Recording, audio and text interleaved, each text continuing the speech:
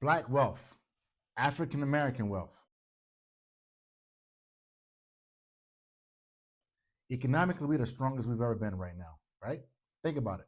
Lots of millionaires, lots of millionaires, lots of business owners, lots of people are doing their thing, right? But I want to take it back to before the Great Depression, when we just sharecroppers. So check this out. After slavery ended, division turned into another money machine. When slavery ended, millions of black families hoped freedom would finally mean opportunity. But instead, the South created sharecropping. Landowners rented out small plots to farmers, both black families and poor whites, who worked the land in exchange for sharecropping. So that sounds like a fair deal, right? Not even close. Landowners controlled the prices of seed, tools, and rent. At harvest, they set the value of the crop, and when farmers tried to pay their debt, they were always told, "You still owe more." That's how families got trapped in endless cycles of poverty called debt peonage. Now here's where the division comes in. Poor whites and black farmers were in the exact same struggle, but racism kept them from joining forces. Instead of uniting to demand fair wages or land ownerships, they stayed separated and powerless. Meanwhile, wealthy landowners made fortunes, rebuilding their economy on the backs of workers who were technically free, but still trapped. Division meant poverty for the many and wealth for the few. When we're going up north to seek a better life in the auto companies and auto manufacturing companies, right? You know, we were earning a decent wage back then compared to sharecroppers, right? When we working up north, they were trying to make strides, right? Then the roaring 20s happened. Everybody was buying stocks, and New York was making a lot of money. On this video, I'm going to talk to you about the two Americas. So this is the Great Depression. This was when the country was doing bad. White folks were in sackcloth. They was homeless. They was out on the streets. They needed handouts like crazy. 1929, it was bad. 1930, it was bad. Look at it. But what's crazy is, as we was learning about the Great Depression, for some reason in school, they didn't tell us how black folks was doing in Harlem. This was the Harlem Renaissance. I'm talking about music, fashion, big businesses, restaurants. These cats out there in New York was getting it in. So in these other areas of the country, white folks starving.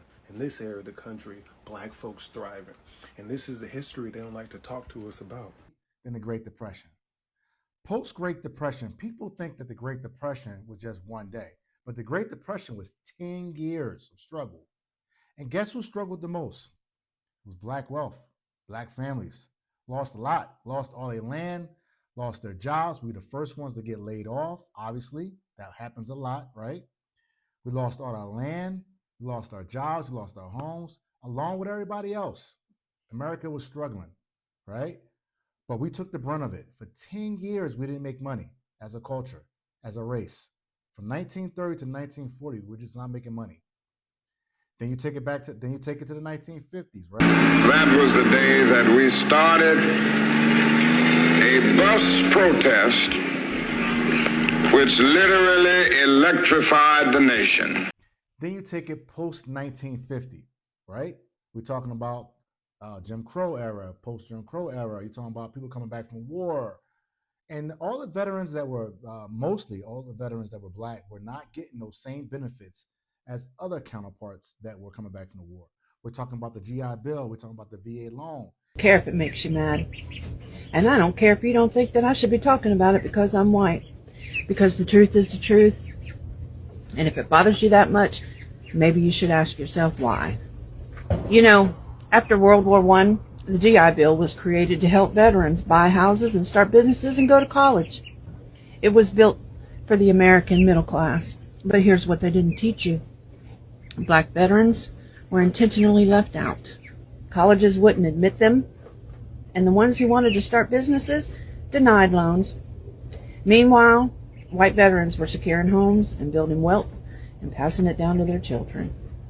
And before you say that that was a long time ago, remind yourself that generational wealth doesn't expire. Black families today, on average, have 1/10 the wealth of bad decisions, not because they didn't work hard, but because the system made sure that they started 50 steps behind.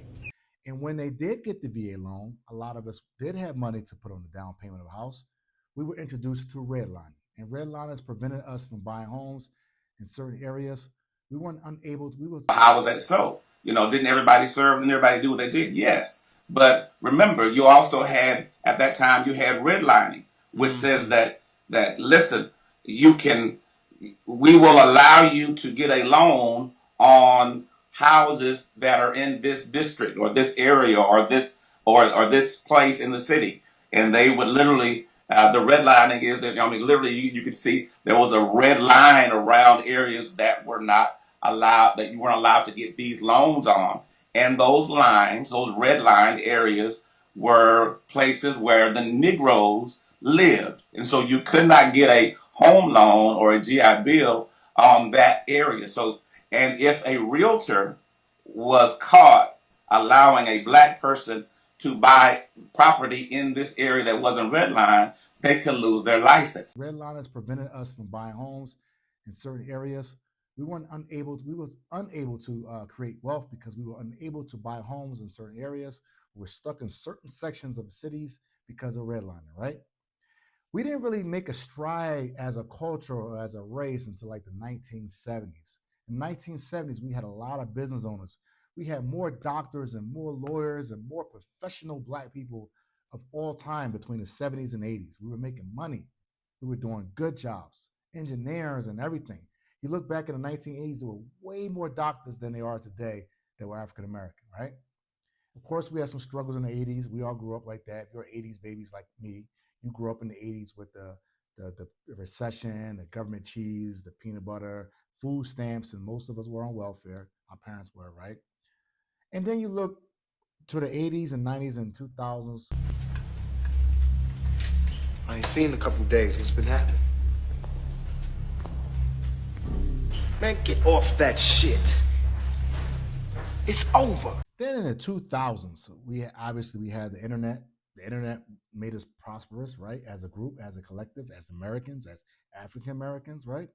Make a lot more money, making websites and businesses, and you're doing HTML design and website designs and everything. We're learning how to do the internet, learning how to prosper from the internet, getting great jobs because we were tech savvy and everything. And then we had the Great Recession. Apple shares are just getting hammered this morning. We're down by between 3 and 4.5% generally across these markets. Let's talk about the speed with which we are watching this market deteriorate. We're red everywhere, essentially, down by 4-5%. We're down over 16%. Dow at the same time has fallen about 18%. The stock market is now down 21%. Because we're now down 43%. What in the world is happening on Wall Street? Two-year no yields went from 190 to 166 in the blink of an eye. On the NASDAQ, everything and more has been completely wiped out. It was the worst day on Wall Street since the crash of 1987. From the financial capital of the world, the opening bell is going to ring in 5 seconds, and to be honest with you, we wish it wouldn't. The Great Recession wiped out millions of pensions. I mean, laid off thousands of people. Millions of people lost their jobs, right? So a lot of Black Americans lost a lot more money from 2008 up until about 2011. Did you know that 53% of Black wealth was lost between the years of 2007 to 2010? Now, you might be wondering why such a large loss. Well, the first and most important thing was the housing market collapse, and a majority of Black families was holding their wealth in their homes, equity in their homes, as compared to white families. So when the housing prices dropped sharply, the impact was disproportionate. However, people that took advantage of the stock market when it went down so much made a lot more money, the 401ks. You look at our 401ks now. You look at your 401k now, you're prospering because everything has been up since like 2014 to now. So you're doing well, right? And the reason why I bring this up because every time you start seeing that we're prospering, we're starting to make it, we're starting to make more money after the Great Depression, 1929. Before that, we were roaring 20s. We was killing it. Harlem Renaissance making a lot of money. Then we're talking about the 50s and the 70s, 80s, and 90s, and then we had a Great Recession, right? I'm just trying to prepare you, not trying to scare you. I'm just trying to tell you that there's a possibility with all the gains that we had made, All the businesses. Look at all the black millionaires that we have. We have so many people that are making money online and they're doing a thing. They own a lot of businesses and everything, right? People making money on TikTok, right? People traveling the world, got the passports.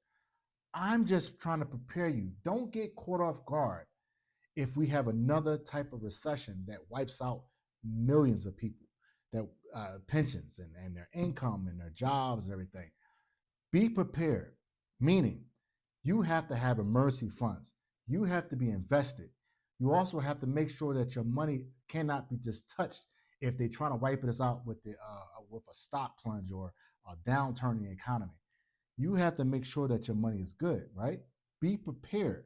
And also take advantage of this, because these are the times when, if we have a recession or if we have some type of downturn, millionaires are made.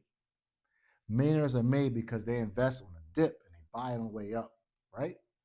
But you don't want to get wiped out with everything. So you want to keep some cash on the side, some dry powder, just in case, right? Because you never know. You just never know. I mean, nobody knew the Great Depression was going to happen. And everybody thinks it was just one day, but we're talking about 10 years, nobody wasn't making money. Same thing with the Great Recession. Years after 2008, it was hard to find a job. And I know a lot of you tried to find a job back then. It was hard. Pensions were wiped out, and it took us a while to get those pensions back up, right? So I'm just trying to say, like, be prepared, get ready, because there's a chance. Things are too good right now, right? Be ready, be prepared. Don't be scared. I'm just trying to prepare you. I'm trying to tell you to be prepared. Don't be scared. Be prepared. Save some money. Put some money on the side. Get ready, because everything doesn't go up in a straight line. There's going to be corrections every now and then, some dips. You need to be ready for that. Because if we have another recession, there's going to be a lot of people wiped out because nobody's not paying attention. And everybody's paying attention to the bull crap and all the nonsense on the news and politics and dating and all this crazy stuff. Be ready. Put your money on the side. Get ready, because we may have a recession if we're not already in one, right? And if we're not in one, if we don't have one, there are going to be some corrections. Take advantage of the dips, buy the stocks. And these people that sell their homes for expensive prices, they're going to have to come down. So you may be able to buy a house for dirt cheap. Get ready. Be prepared. You know? Keep it Econ 100. You already know.